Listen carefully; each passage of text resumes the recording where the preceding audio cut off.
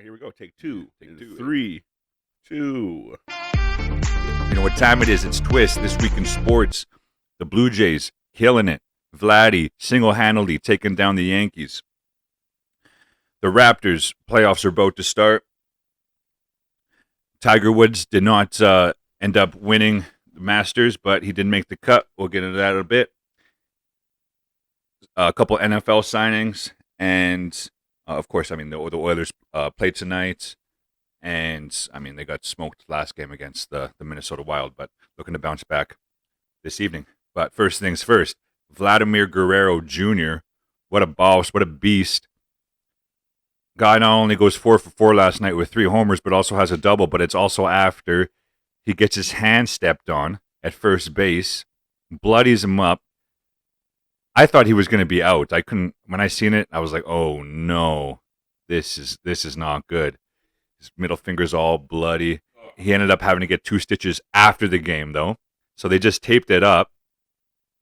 And then he hit a home run the next inning, his second home run against Gerrit Cole on the most ridiculous inside pitch, inside fastball. It's not even over the plate. And he turned on it, cranked it out of there. Cole couldn't even believe it. One of the best pitchers in the game. He gets paid like $10,000 a pitch, I'm pretty sure, if you do the math. And Vladdy cranked it out of there. 2 home runs early in the game against Cole. Gets a double to add on that, and then adds a 3rd home run late in the game to go 4 for 4. You should have seen some of the headlines in some of those New York papers, man. They're like, what was the one? Big, like a daddy joke, but saying Vladdy. Let me look it up right here. It was big Vladdy, baby. Oh my goodness, he was killing it. One of the best performances ever by a youngster. As a matter of fact, he is the youngest player to have a 4 for 4 game, 4 for 4 or better, hit 3+ home runs, and have 4 extra base hits all in one game. The youngest player in MLB history to do such a feat. So shout out to Vlad. He also, the headline from "Who's Your Vladdy?" the New York Post. It was unbelievable, man. Like the kid's like in his early 20s. He's not even near his prime, and he's doing these things against the best pitcher in the game, in the cathedral that is Yankee Stadium, in front of the whole world. And that's before the game. I'm like, yo, Vladdy. I was saying out loud, like, Vladdy, show the world what's up. Because obviously, being from Toronto in Canada, we don't get as much recognition in the States as obviously the teams down there. They don't know as much about us as we know about them, just in general. And now that Vladdy's, he's been doing it for a couple years now, but that show that he put on last night was quite admirable and quite incredible, and I'm super proud to be a Blue Jays fan right now because, I mean, this season's we're already 4-2. The season's going to be a great one, exciting one, and the potential of that to happen any given night for someone like Vladdy is exciting. So we ended up beating them. I think it was 6-4. We moved to 4-2 early on in the year. Here we have the 4th game of the series in the Bronx tonight. Actually, right away here. So by the time we drop this, hopefully we'll have had have winning or have won. And then one sad note, not sad note, but a shitty note on yesterday's game is Hernandez Teo. He left with what appeared to be like a hip injury. Like he wasn't moving around he was moving around quite gingerly, so they had to take him out. And today they added him to the 10-day injured list. So hopefully it doesn't extend beyond that.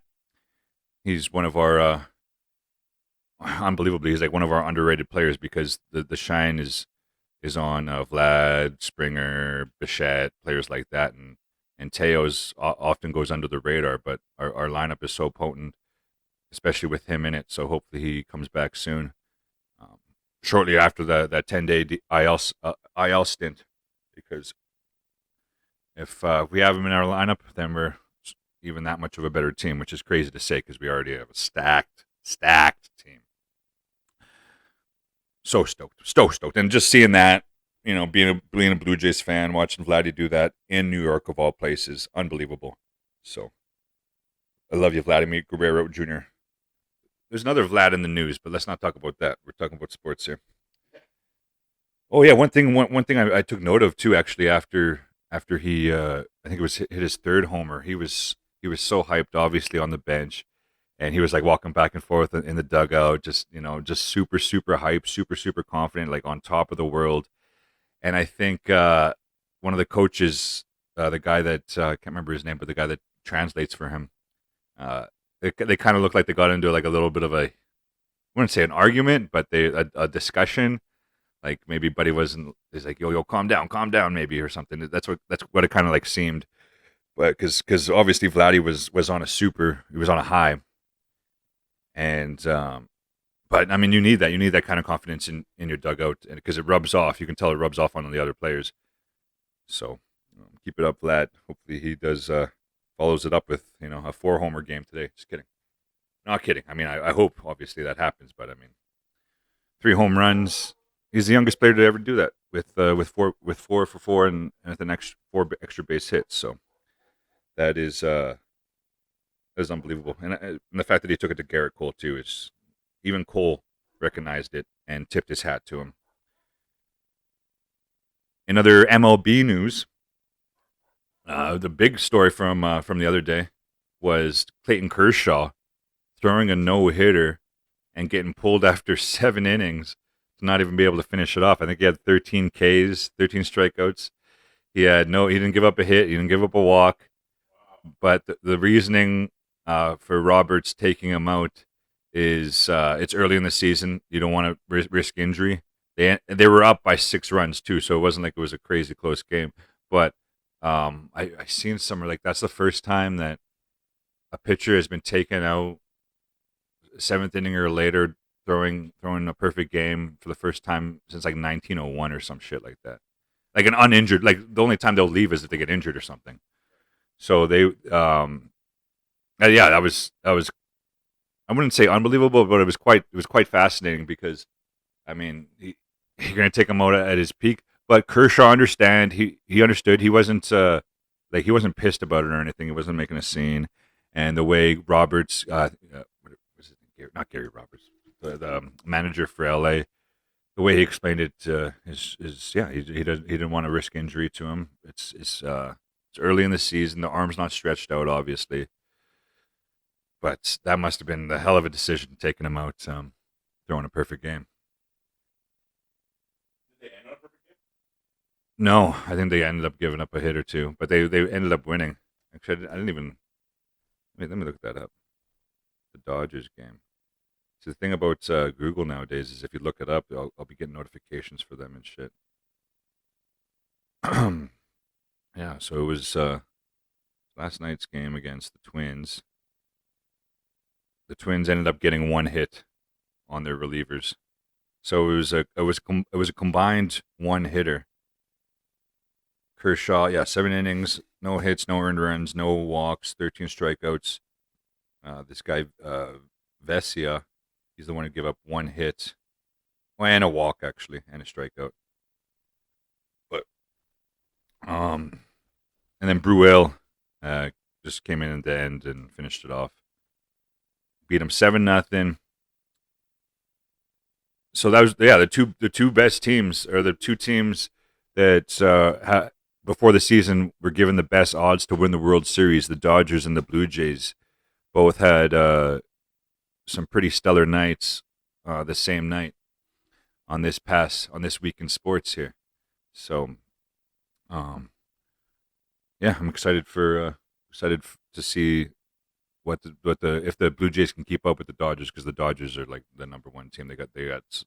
It's got like a if I think we have a stacked team, they have like even a more stacked team. It's ridiculous the amount of talent they have on their squad.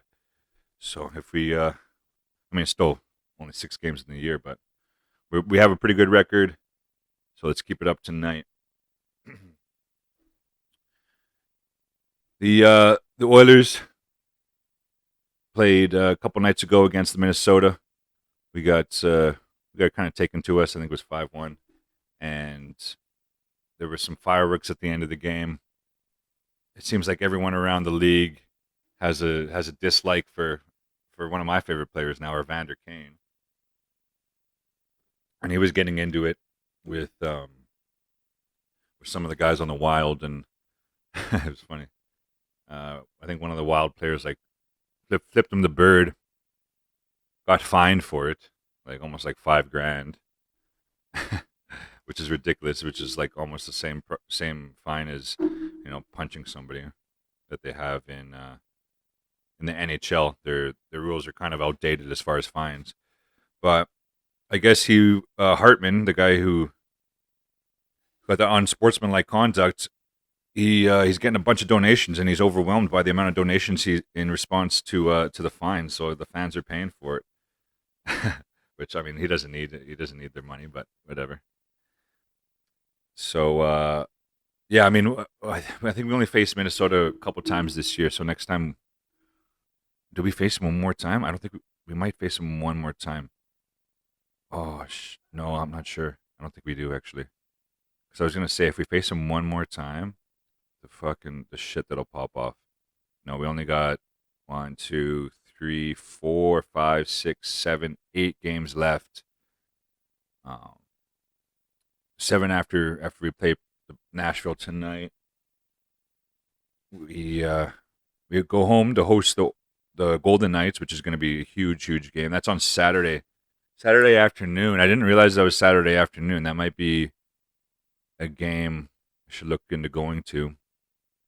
Then we face Dallas. Dallas is they're in the hunt, and then we face the Avalanche one more time in Edmonton. That's going to be a huge test. Then we go on a 2-game road trip out east. We go play the Blue Jackets, and then the Penguins, which both will be a good test for us. Then we come home for the final 2 on the 28th and the 29th of April, facing the Sharks and the Canucks, both teams that are out of it to finish up the season. So go Oil.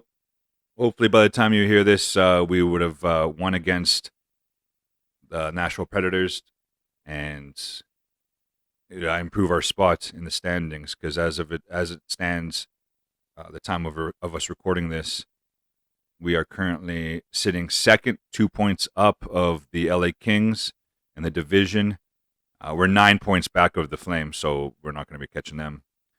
The Golden Knights, however, they're 3 points back of the Kings for the third spot.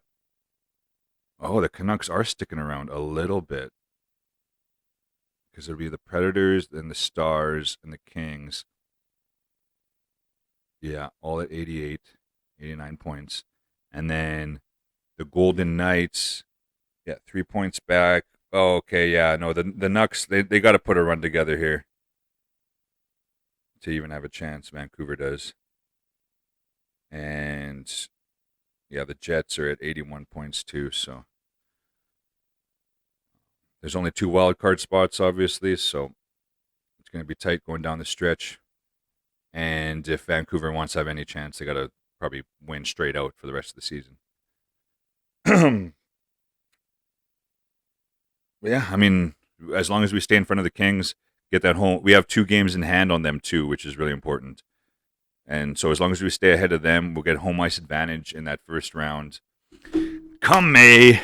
Oh, that's going to be dope if we got home ice advantage. Game 1 here in Edmonton. Frick, dude, we'd go down to downtown and go party, man. That's going to be where it's at. That's going to be the spot.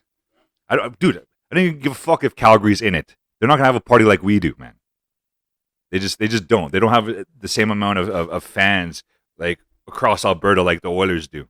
They don't have it in them. They don't have it in them. They just don't have the fanfare. And I mean that's not necessarily their fault. The Oilers came about. I think they came about the same time, but I mean, Oilers are the better team. They had the dynasty. They got all the fans in the '80s, and obviously retained such people to cheer for them. So go Oil, go tonight. As far as NBA news, the play-in tournament is happening this week. Excuse me. And then the Raptors kick off their first round of the playoffs starting Saturday against the Philadelphia 76ers. So hopefully by the next episode of this, we're up in the series a game or two. I think Philly has the home court advantage, so we got to go down to Philly to play the because they finished higher than us in the seedings. Got to go down to Philly. Hopefully, at a very minimum, split the first two games there. That's what you obviously want to do. And in a 7-game series, is in the first two games on the road, you want to come home tied. So hopefully we can do that. I mean, being up 2-0 against them would be really, really tough. They're a good team, obviously. They got some good players. However, one of their defensive stars, I can't remember his name. He was going to be ineligible to play in Toronto because of like vaccine mandates or whatever. So that's an advantage to us. They're missing one of their players. So like I said, if we can leave Philly at least tied, we'll have a good chance at home.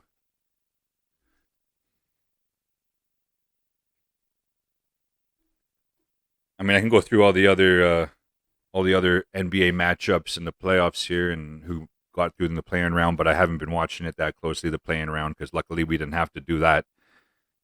We seeded high enough where we guaranteed our spot in the playoffs, and I'm not going to pretend like I've been watching the play-in round. I'm just more excited for the Raps beginning their round come this weekend. Let me just make sure that I got the dates right or the times. Let's see, Toronto Raptors. Pretty sure it's Saturday they start, and then they play on Monday. Yeah, Saturday at 6.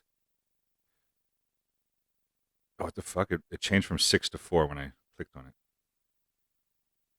Shit. Okay, well, I got to catch some of that game.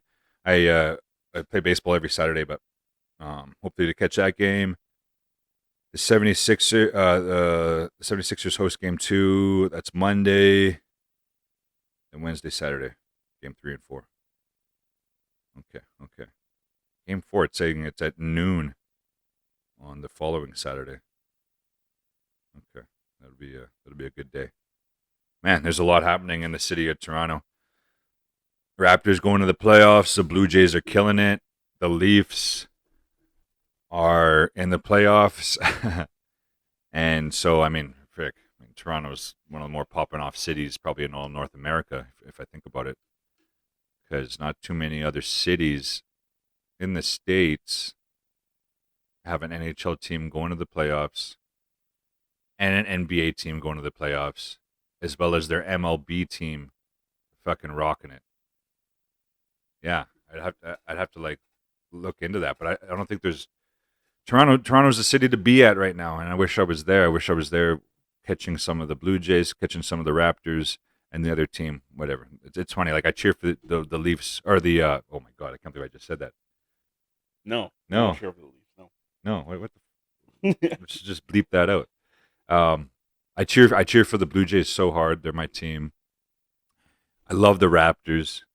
And then just the dislike for the Leafs is just crazy. But my buddy kept it real with me the other day. He's like, yo, when it comes to sports broadcasting, you got to be neutral. Obviously, I knew that. But he's like, one thing I noticed about you is you're such a fan. He said to me. I'm like, yeah, man, you're right. I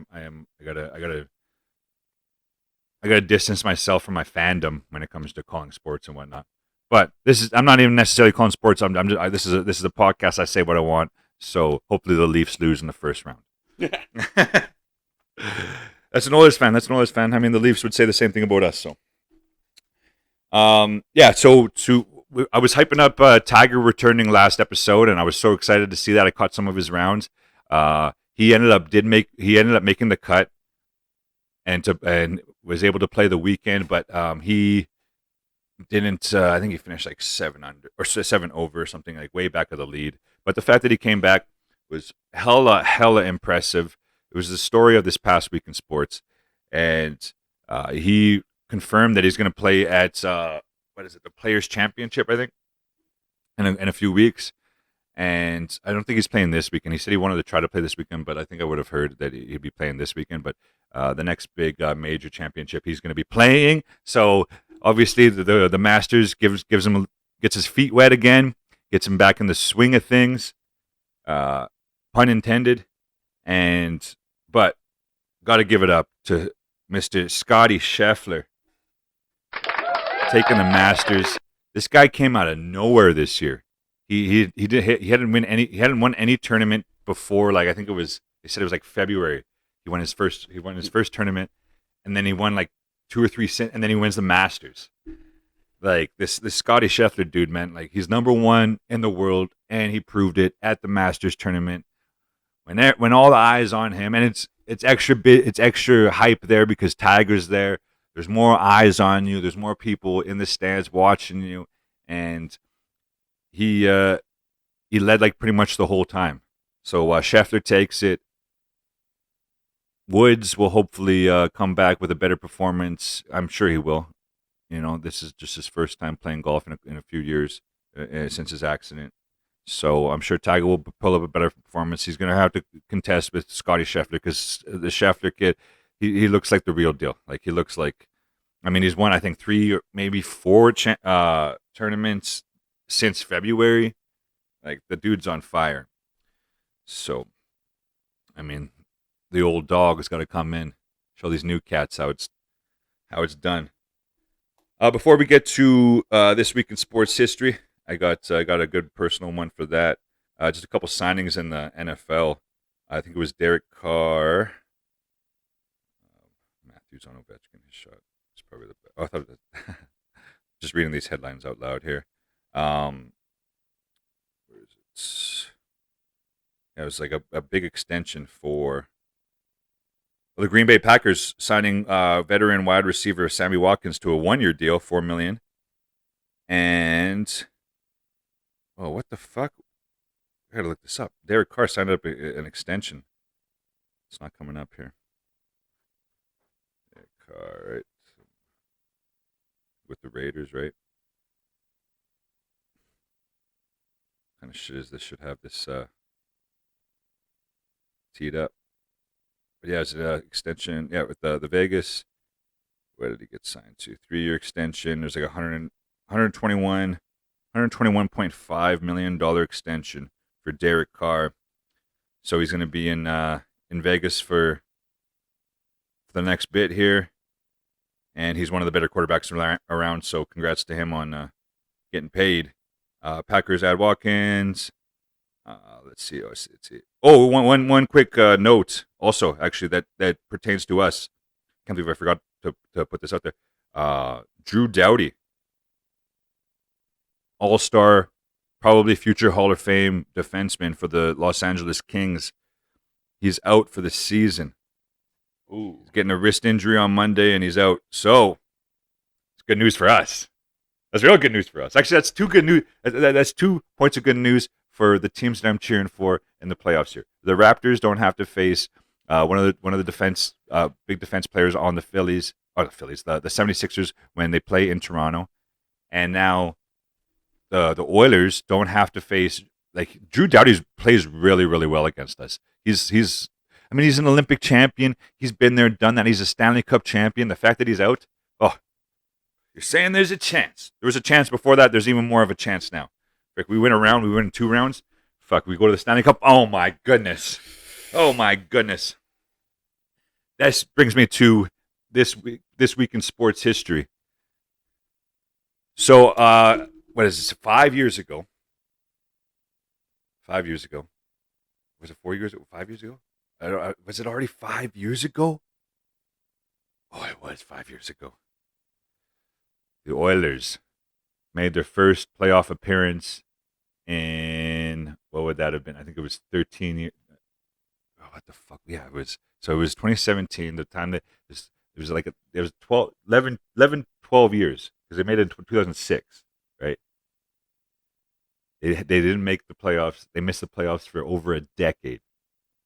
And then 5 years ago, on This Week in Sports History, April 12th, 2017, I made a post where I was saying I would only wait my damn near half my life for this, and that was the Oilers' return to the playoffs. And thank God we ended up beating. It was the San Jose Sharks in the first round, and then we went on to play the Anaheim Ducks in the second round. And so we were going to and from California during this 5 years ago during this spring, during that particular spring, and we played really well against San Jose. We played pretty much just as well against Anaheim, but those cheating fucks, Getzlav, and I think it was Perry, interfering with Talbot, losing the series. But actually, what really lost us the series that year was giving up the 3-goal lead late in the third period. Oh yeah, you remember that, Caleb? Yeah. That was it. And then they interfered for I think it was the tying goal or the game winner. And but it was like if you're giving up that many goals, you almost I hate to say it, you almost deserve to lose when you have that much of a lead going into the late stages of a game. You got to keep that fucking lead. You have to. So hopefully we avoid such bullshit this year. And I'm super stoked for what would it be now? I think 2 weeks, 2.5 weeks. The playoffs in the NHL will start. That's when the party shall begin here in Edmonton. There's nothing like it in Edmonton, Alberta, when the Oilers are in the playoffs because the weather's just getting nice. So everyone's down to be out. Everyone's having a good time. Everyone's on the same page. Everyone's cheering for the same exact thing. And there's nothing like it in this city. There never will be. There never was. So go Oilers, go tonight. The final 8-9 games, and go Raps, go Jays, and go Tiger. That was. This has been this most recent episode of This Week in Sports. I appreciate if you happen to be listening. I do appreciate that. And we'll talk to you next week. Peace.